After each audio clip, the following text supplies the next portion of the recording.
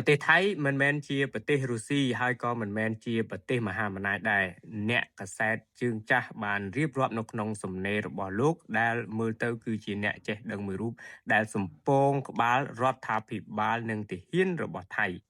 នេះសួរបងប្អូនដែលគ្រប់គ្រង Channel YouTube របស់ខ្ញុំតាមដានលើ page Mobile TK Spotify រួមទាំង page របស់ខ្ញុំឆនតិតបងប្អូនទាំងអស់គ្នាមកតាមដានសំណេរអ្នកចេះដឹងថៃដែលលោកតែងតែនិយាយល្អៗអំពីទំនាក់ទំនងកម្ពុជាថៃនិយាយល្អៗអំពីសេដ្ឋកិច្ចរបស់ប្រទេសថៃនិងស្ថានភាពទូទៅនៅក្នុងប្រទេសថៃជូនបងប្អូនហើយក្នុងនោះក៏មានកាសែតជាច្រើនបានដកស្រង់សំណេររបស់គាត់ជាពិសេសគឺខៅសូត្រជាភាសាអង់គ្លេសទាំងតែម្ដងហើយមានកាសែតថៃផ្សេងៗទៀតដែលគាត់ប្រកាន់គោលជំហរឲ្យកម្ពុជានិងថៃដោះស្រាយបញ្ហាដោយសន្តិវិធីទៅតាម MOU ក៏ដូចជាច្បាប់អន្តរជាតិផ្សេងៗអញ្ចឹងអ្នកកាសែតជើងចាស់រូបនេះគឺគាត់មានឈ្មោះថាប្រាវិតរូចាណាហ្វ្រុកដែលកន្លងទៅខ្ញុំក៏ធ្លាប់បានស្រង់សម្ដីរបស់គាត់ជូនបងប្អូនដែរប៉ុន្តែរៀងយូរហើយឥឡូវនេះគឺនៅពេលដែលរឿងអនុทินគាត់និយាយដាក់អាមេរិកចង់រកដៃគូពាណិជ្ជកម្មថ្មីក្រៅពីអាមេរិកមានណាមានតែនៅចិនអញ្ចឹងស្របពេលដែលស្ដេចរបស់ប្រទេសថៃយាងទៅទស្សនកិច្ចផ្លូវរដ្ឋនៅប្រទេសចិនផងអនុทิនក៏កំពុងតែនៅប្រទេសចិនផងហើយការនិយាយរបស់អនុทิនបន្ទាប់ពីទាហានសៀមបានដើរល្បាតខុសគោលដៅជន់មីនបាទរឿងមីនហ្នឹងគឺរឿងបដិកលាគ្នាផ្សេងទៀតណាដែលម្ដងមកលេថា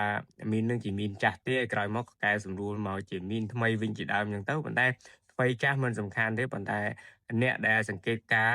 AOT គឺគេបានដឹងរឿងស្រាប់ទៅហើយសួរថាប្រធានាធិបតីដូណាល់ត្រាំគាត់ជឿទៅណាគាត់ជឿទៅលើម៉ាឡេស៊ីដែលជាអ្នកសម្របសម្រួលម៉ាឡេស៊ីអ្នកសម្របសម្រួលនឹងអានវ៉ាអ៊ីប្រាហ៊ីមនាយករដ្ឋមន្ត្រីម៉ាឡេស៊ីគាត់ដឹងរឿងមកពីណាដឹងរឿងមកពីការសង្កេតការក្រុមអាស៊ាននឹងឯងបងប្អូនគឺ AOT នឹងឯងអញ្ចឹងបងប្អូនឃើញថានៅពេលដែលមានរឿងរ៉ាវចុះឡើងហោះខាងទាហានសៀមបើការបាញ់ប្រហារមកលើពលរដ្ឋខ្មែរស្រាប់តែ AOT ឯកឡើង AOT ចុះទៅដល់បាទមិនមែនចុះទៅដើម្បីគ្រាន់តែមើលទេគឺពិនិត្យរាយការណ៍រាយការណ៍ទៅណារាយការណ៍ទៅដល់ប្រធានអាស៊ានបដូវវេនដែលជាអ្នកសម្របសម្រួលចំនួនដ៏ធំមួយរវាងកម្ពុជានិងថៃនឹងឯងចឹងហើយបងប្អូននៅពេលដែលឃើញAOT ទៅហើយអត់មានផលអីឃើញ AOT ទៅហើយមិនក៏នៅតែដដែលតាំងក៏ពិត AOT នឹងឯងគឺជាភ្នែកជាច្រមុះអញ្ចឹងថៃគេប្រកាសក្តែងក្តែងកន្លងទៅថាគេមិនខ្លាច AOT គេមិនខ្លាចប្រទេសអាមេរិកឧទាហរណ៍ថាអនុทินគាត់ប្រកាសថាអត់ខ្លាចអាមេរិកទេសូម្បីដូណាល់ត្រាំព្រោះថាថៃជាប្រទេសបាទគេហៅថាប្រទេសរដ្ឋមួយធិបតេយ្យរបស់ថៃអញ្ចឹងណាអញ្ចឹងគេធ្វើអីក៏គេមិនបាច់ទៅសុំយោបល់ដែររហូតដល់ឈានដល់ការចង់លុបបាទកិច្ចព្រមព្រៀងសន្តិភាពឬក៏សេចក្តីថ្លែងការណ៍រួមជាមួយនឹងកម្ពុជាដែលបានចុះហត្ថលេខាកាលពីថ្ងៃទី26ខែតុលាឆ្នាំ2025កន្លងទៅនៅកូឡាឡាំពួរហើយក្នុងនោះអ្នកដែលសាកសីនឹងមិនមែននេះណាប្រទេសមហាអំណាចធំក្រាក់លើលោកគឺធានាធិបតីដូណាល់ត្រាំហើយមានអាស៊ានដែលជាប្រធានអាស៊ានបដូវវេនគឺម៉ាឡេស៊ីដែលលោកអាន់វ៉ាដែលតែងតែយកចិត្តទុកដាក់បាទចំនួនរវាងកម្ពុជាថៃដល់ពេលបាញ់ទាហានភ្លាមគឺតាក់ទងសម្ដេចធិបតីតាក់ទងទៅកាន់អាន់វ៉ាតាក់ទងទៅកាន់ប្រធានាធិបតីដូណាល់ត្រាំហើយដូណាល់ត្រាំក៏បានទៅជែកជាមួយនឹងនាយករដ្ឋមន្ត្រីនៃប្រទេសទាំងពីរកម្ពុជាថៃបានទៅជែកជាមួយនឹងអាន់វ៉ាអ៊ីប្រាហ៊ីមអញ្ចឹងមិនមែនមានន័យថាដូណាល់ត្រាំគាត់ជឿលើថៃទេបាទជឿលើថៃទេគឺគាត់ជឿទៅលើអាញាកណ្ដាលគាត់ជឿទៅលើបាទប្រធានអាស៊ានបាទគឺលោកអាន់វ៉ាអ៊ីប្រាហ៊ីមនឹងឯងបងប្អូនបាទនេះគឺជារឿងរ៉ាវបតកលាគ្នាដែលខ្ញុំចង់ឲ្យបងប្អូនបានឆ្វេងយល់តាក់ទងទៅនឹងជាពិសេសគឺរឿង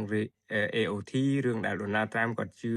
មកលើប្រធានអាស៊ានមិនមែនជឿទៅថៃទេព្រោះប្រធានអាស៊ានគឺជាអ្នកកាត់ដីជាអ្នកសម្របសម្រួលហើយបាទបញ្ជូនសារអស់ទាំងនឹងទៅកាន់បាទប្រធានាធិបតីដូណាល់ត្រាំដូច្នេះហើយគឺថៃគឺជាមនុស្សខូចមនុស្សដែលមិនខូចគឺគេដឹងហើយបងប្អូនមើលគ្រាន់តែកិច្ចព្រមព្រៀងសន្តិភាពសេចក្តីថ្លែងការណ៍រួមនឹងនិយាយថាពិនិត្យបាទទ័ព18នាក់ដែលបានចាប់ទៅនឹងគឺពិនិត្យសុខភាពហើយនឹងបញ្ជូនមកវិញចុងក្រោយយកលេសដើម្បីជន់មីនបង្វែរស្ថានភាពគ្រប់បែបយ៉ាងរហូតដល់បាទគឺចុងក្រោយគឺចង់លុបកិច្ចព្រមព្រៀងសន្តិភាពនិយាយពីរឿងលុបនេះខ្ញុំទៅទៀតបាទបែកឆ្វេងទៀត អនុทิនឡើងមកតាក់ទងទៅនឹងធ្វើសវេលុប MOU ជាមួយកម្ពុជាឡើងមកគម្រាមរឿងបិទព្រំដែនតពេលដែលកម្ពុជាឲ្យបិទ100ឆ្នាំ500ឆ្នាំទៀតក៏មិនបញ្ហាគម្រាមអីគេគម្រាមចុងក្រោយនេះគឺគម្រាមណាគម្រាមសហរដ្ឋអាមេរិកចុងក្រោយឥឡូវងេមងាមពេញប្រទេសបាទចុងក្រោយបង្វែររឿងទៅជាចង់សុំដូណាល់ត្រាំទម្លាក់ពន្ធកុំឲ្យ19%បាទការនាំចូលទៅប្រទេសអាមេរិកនឹងថាប៉ុណ្ណឹងទាបពេកហងឥឡូវនេះគឺដូណាល់ត្រាំបាទគេផ្ញើលិខិតទៅបាទប្រទេសថៃថាផ្អាកការចរចាពន្ធជាមួយនឹងបាទប្រទេសថៃបាទឃើញឥឡូវងេមងាមតាំងដេកអត់លក់យប់មិញហ្នឹងគឺចេញសារចេញអីទាំងយប់ម៉ោង7:02រំលងអាត្រាសម្រាប់នាយករដ្ឋមន្ត្រីថៃរូបនេះបងប្អូនតើទៅស្ដាប់ខ្ញុំអ្នកអានឲ្យបងប្អូនស្ដាប់សំណេរដែលអ្នកកសែតជើងចាស់អាចថាគាត់ជាអតីតអ្នកកសែតជើងចាស់គាត់បាននិយាយថាបន្ទាន់សំណេរនេះគាត់សរសេរពីម្សិលមិញសហរដ្ឋអាមេរិកបានប្រើប្រាស់យុទ្ធសាស្ត្រមហាអំណាចចុងក្រោយរបស់ខ្លួនដើម្បីដាក់សម្ពាធលើប្រទេសថៃដូណាល់ត្រាំបានបញ្ជាឲ្យផ្អាកការចរចាពន្ធគយជាមួយនឹងប្រទេសថៃរហូតដល់ប្រទេសថៃគោរពតាមសេចក្តីប្រកាសសន្តិភាពកាលថ្ងៃទី26ដុល្លារបាទនេះហើយឃើញទេបងប្អូនបាទខ្ញុំគាត់សរសេរណាលោកប្រវិតសរសេរថាខ្ញុំសូមអំពាវនាវដល់សង្គមថៃទាំងអស់ឲ្យរក្សាភាពស្ងប់ស្ងាត់បើសិនបើអ្វីមួយអាចសងវិញបានវាត្រូវតែសងវិញបើមិនដូច្នេះទេផលប៉ះពាល់សេដ្ឋកិច្ចធំធេងណាស់នៅក្នុងឆ្នាំ2024ប្រទេសថៃមានអតិរេការពាណិជ្ជកម្មបាទចំនួន 1.2 ពាន់បាទលានបាតជាមួយនឹងសហរដ្ឋអាមេរិកបាទអ្នកដែលជាតិនិយមងងឹតងងល់គួរតែភ្ញាក់ខ្លួនឡើងហើយដឹងថាប្រទេសថៃមិនមែនជាមហាអំណាចទេសូម្បីតែប្រទេសមហាអំណាចដូចជារុស្ស៊ីក៏មិនមែនដែរអញ្ចឹងគាត់និយាយណាថៃមិនមែនជារុស្ស៊ីទេបើសិនបើពួកគេមិនចង់រស់នៅក្នុងភាពបាទគ្រប់គ្រាន់ដោយខ្លួនឯងទេពួកគេគួរតែដកថយបាទគួរតែដកថយកន្លែងហ្នឹងគឺគាត់បញ្ជាក់បែបហ្នឹងបាទអញ្ចឹងគាត់សរសេរទៀតថាចំណាំនេះគឺជាភាពឆោតល្ងង់ភាពក្រអឺតក្រទមចង់ឈ្នះការបោះឆ្នោតរបស់អ្នកជាតិនិយមដោយមិនបាច់បាទវិនិយោគនេះគាត់បញ្ជាក់ច្បាស់ណានេះគឺជាការចង់ឈ្នះឆ្នោតទេរបស់អ្នកជាតិនិយមដោយមិនចាំបាច់វិនិយោគ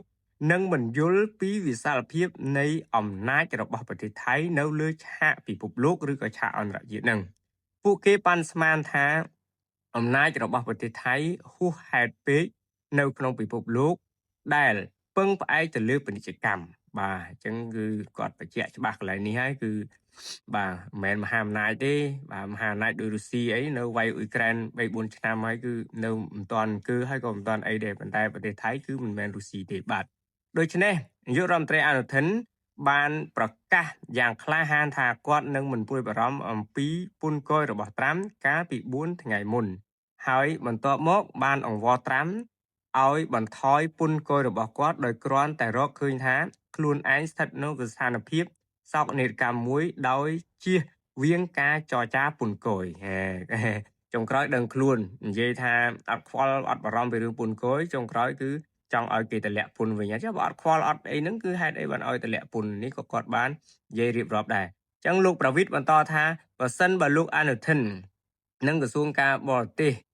បាទយល់ពីវិសាលភាពភាពធំទូលាយនៃពាណិជ្ជកម្មវិសាលភាពរបស់ប្រទេសថៃអញ្ចឹងទៅណា